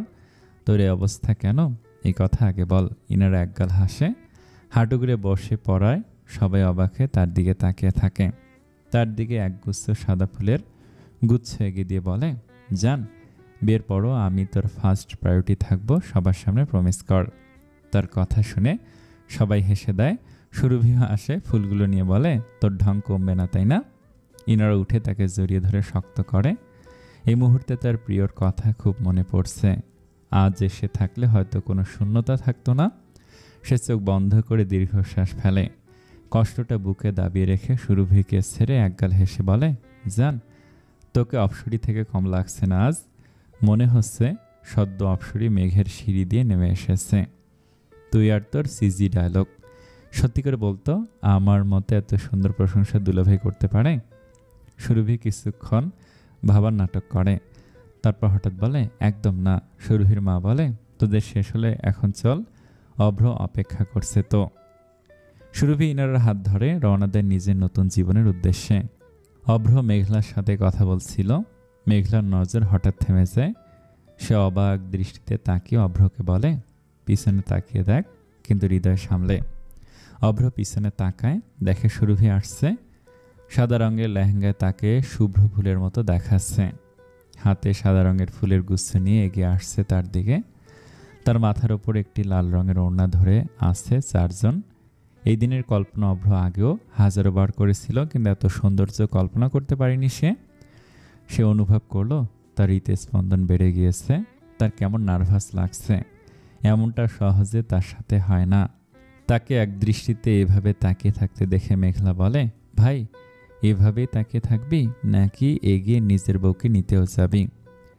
বউ শব্দটা শুনে অভ্রর অনুভূতির পাখিরা যেন খাঁচা ছেড়ে আকাশে উড়াল দিয়েছে। সত্যি তো, আর কয়েক মুহূর্ত মাত্র, তারপর সুরভিনী হবে তার বউ। সে এগিয়ে গেল। স্টেজের দুটো সিঁড়ি নেমে হাতে এগিয়ে দিল সুরভির দিকে। সুরভি তার কাজল মাখা দৃষ্টি নিয়ে তার দিকে তাকাতেই অভ্রর তো সেখানে বেহাল অবস্থা হয়ে যায়। তবুও সে নিজেকে সামলে সুরভির হাতে একখানা চুমু খায়, তাকে নিয়ে আসে স্টেজে। উঠে তার পাশে হাঁটার সময় বলে, তোমাকে এই দিনে হাজারো বার কল্পনা করেছিলাম। তোমাকে আজ আমার কল্পনার থেকেও বেশি সুন্দর লাগছে সুরভিনী। সুরভি লাজুক দৃষ্টিতে তাকায় তার দিকে, মৃদু স্বরে বলে, আপনাকেও আমার কল্পনা থেকে বেশি সুন্দর লাগছে। দুইজনকে সামনাসামনি দুই সোফায় বসানো হয়। লাল ওড়নাটা রাখা হয় সুরভির মাথায়। মাঝখানে একটি শাড়ি ওড়না ধরে সভ্য ইনারা কাজী আসে। তারপর চন্দ্রের জ্যোতির সাক্ষীতে আরেকটি ভালোবাসার গল্প সম্পূর্ণ হয়। বিয়ে নামক পবিত্র বন্ধনে আবদ্ধ হয় সুরভি ও অভ্র। রাত 1টার দিক, বড়রা শুয়ে পড়েছে। অন্য সবাই ব্যস্ত অভ্র ও সুরভির বাসরে গেট ধরতে। এদিকে মায়া ও জোহান বসেছিল পুকুরের পাশে। দুইজনের পা ভেজানো পানিতে। পায়ের সাথে মায়ার আনারকলির নিচের অংশটা ভিজে গেছে। আজ সাদার মধ্যে লাল ও সোনালি কাজের লেহেঙ্গা পরেছিল মায়া। ইনার নিজের ও মায়ের জন্য একই রকমের আনারকলি এনেছিল। সে নাকি তার দুই বোনের সাথে ম্যাচিং করে পড়বে। পুকুর পাড়ে পা ঝুলিয়ে মায়া মাথা রেখেছিল পাশে বসা জোহানের কাঁধে। তাকিয়ে দেখছিল একটু আগে তারা ভরা আকাশে মেঘ জমার দৃশ্যটা। তুমি আমাদের বিয়েতে কী রং পরবে মায়া? প্রশ্নটা মায়া তার দিকে তাকায়। তুমি তো কিনেই রেখেছ। আমি অবাক হয়ে এই উত্তরে জোহান, সেদিনের নীল লেহেঙ্গাটা তুমি কিনেছ, আমি জানি, ওটাই আমাকে দিবে। আমি ওটা পরব। ও, তাহলে এখন আর তোমার লাল পছন্দ হয় না? মায়া জোহানের গাল টেনে বলে, লাল রং আমার পছন্দ, কিন্তু তোমার ভালোবাসার রংটা যে নীল। আমি যখন নীল রং পরি, তোমার মুগ্ধ হয়ে তাকিয়ে থাকাটা আমার সবচেয়ে বেশি প্রিয়। তখনই আকাশে বিদ্যুৎ চমকায়। জোহান বলে, মনে হয় বৃষ্টি হবে, হয়তো, চলো ভিতরে যাই। মায়া উঠে যেতে নিলে জোহান তার হাত ধরে নেয়। Would you like to dance? Johan উঠে মায়ের এক হাত ধরে নিজের কাঁধে হাত রেখে তার কোমর ধরে নিজের কাছে টেনে নেয়। অন্য হাত ধরে বাতাসে শস্য শব্দে সুরে দুলতে থাকে। তাকায় মায়ার চোখে। মায়ার সাথে সাথে চোখ সরিয়ে নেয়। এতে খানিকটা বিরক্ত হয় জোহান। মায়া, তোর মনে কি আমার জন্য একটু মায়া জাগে না? এত বছর পরে তোমার চোখে চোখ রেখে নিজের হৃদয়ের তৃষ্ণা মেটাতে চাচ্ছি, তাও দিচ্ছ না। এত নির্দয় কেন তুমি? মায়ার লাজুক হাসল। তোমার চোখে তাকালে যে আমার অনুভূতির প্রজাপতিরা আমার নিয়ন্ত্রণে আর থাকে না। আমার অনুভূতির খাঁচা ছেড়ে উড়ে যায়, আমার হৃদয়ের অবস্থা বেহাল করে দেয়। মায়ারই লাজুক ভঙ্গি যেন জোহানের বুকের স্পন্দন বাড়িয়ে তুলল। সে মোহনীয় দৃষ্টিতে তাকিয়ে থাকলো তার দিকে। একসময় আকাশের বুক চিরে ঝরল পানি, ভিজিয়ে গেল তাদের দুজনকে। বৃষ্টির এই ছোঁয়ায় প্রেমের অনুভূতিটা আরও গাঢ় করল। জোহান বাহুডোরে ভরল মায়াকে, কপালে একটা গাঢ় চুমু খেল। সুরভি বসে আছে একগুচ্ছ ফুলের মাঝে, অপেক্ষা করছে তার অভ্রের। সারা কক্ষে ফুল ছড়ানো, এর মাঝে বসে আছে সুরভি। হঠাৎ কেমন ভয় লাগতে শুরু করে তার। বুকের ভেতর ধুকপুক করছে। দরজা খোলার শব্দে তার নিঃশ্বাস ভারী হয়ে আসে। বিচলিত হতে থাকে সে। বুকের ভেতরে ধুকপুক বাড়ে। সে তার লেহেঙ্গাটা চেপে রাখে, তবু নিজেকে শান্ত করে উঠে দাঁড়ায়। সালাম দেয় অভ্রকে। অভ্রর মুখে সালামের উত্তর শোনার পর সে দেখে অভ্র তাকে কোলে তুলে নেয়। সে হতবাক হয়ে জিজ্ঞেস করে, করছেনটা কি? অভ্র কিছু বলে না, সোজা পিছনে দরজা দিয়ে বাইরে নিয়ে যায় তাকে। রিসোর্টের এই অংশটা সবার শেষে, সবগুলো কটেজ থেকে একটু দূরে। এই কটেজের পিছনে প্রাইভেট ব্যাকইয়ার্ড আছে, যা অভ্র যত্ন করে নিজে সাজিয়েছে তার সুরভিনের জন্য।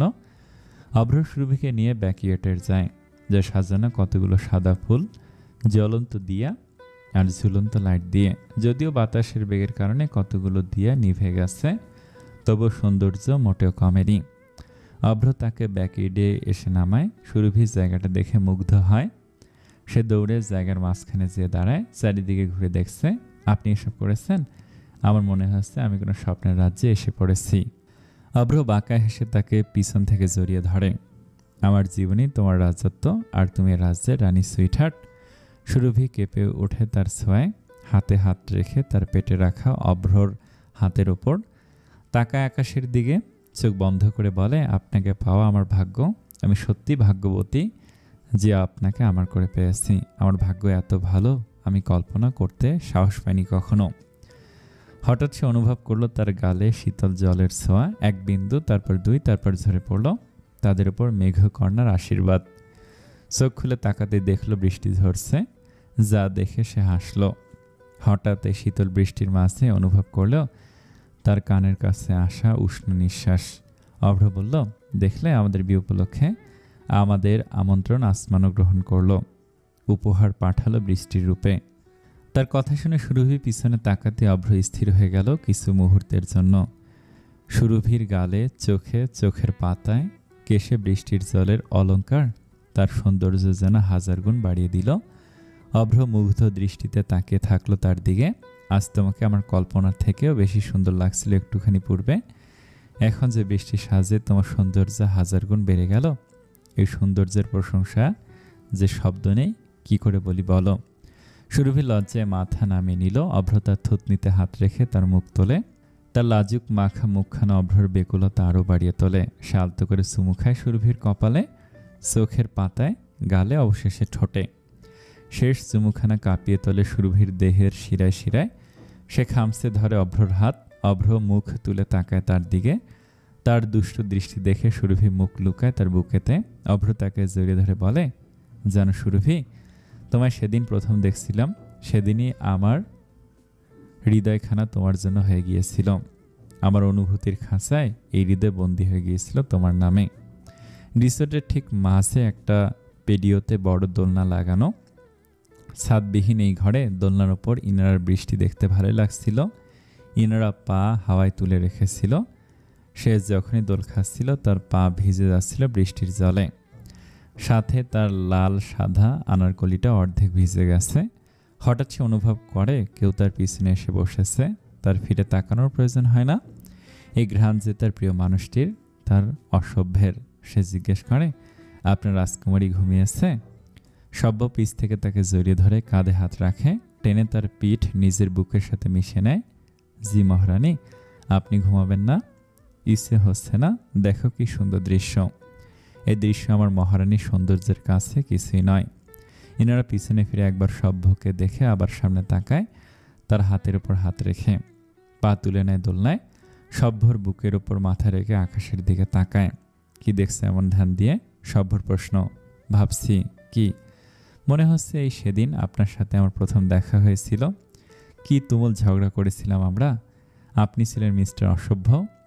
তারপর কত উথাল পাথাল গেল আমাদের জীবনে। বিরহের পরও কত কঠিন ছিল আমাদের মিলন। আজ আমরা একসাথে। আমার ভালোবাসার অংশ দুটো আছে আমার সাথে। আজ অভ্র ভাইয়া ও সুরভিরও ভালোবাসার পূর্ণতা পেল।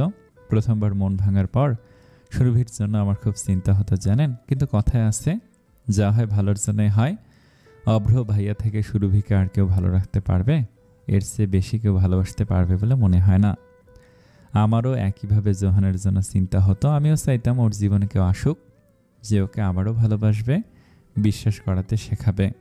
কিন্তু সে মানুষটা মায়া হবে এটা ভাবিনি। দুটো ভাঙা মন একে অপরকে পূর্ণ করতে পারে জানা ছিল না। ইনারা খানিকটা মুখ তুলে তাকায় সভ্যর দিকে। আমি চাই সকলে এই অনুভূতি অনুভব করুক। কোন অনুভূতি? এই ভালোবাসার। সকলের একটিবারের জন্য হলেও এই ভালোবাসার সুন্দর ও অসুন্দর অনুভূতিটি অনুভব করা উচিত। এই অনুভবের কষ্টের মাঝেও সুখ আছে, পাওয়ার মাঝেও পূর্ণতা আছে, আর বিরহের মাঝেও। আমি চাই প্রত্যেকটি প্রেমী একটিবারের জন্য হলেও হারিয়ে যাক, ভেসে যাক, বিলীন হয়ে যাক এই ভালোবাসার অনুভবে। সমাপ্ত। অনেকদিন আপনাদের অনেক কষ্ট দিয়েছি গল্পটা দিয়ে। যদি গল্পটা আপনাদের এতটুকু ভালো লাগে, আপনাদের কাছে অনুরোধ করব কমেন্টে জানাবেন গল্পটা কেমন হয়েছে। এতদিন আমার সাথে থাকার জন্য ধন্যবাদ। নেক্সট গল্প যদি আসে প্লিজ প্লিজ একটু সাপোর্ট করবেন, লাইক করবেন, কমেন্ট করবেন। ধন্যবাদ সকলকে। আসসালামু আলাইকুম।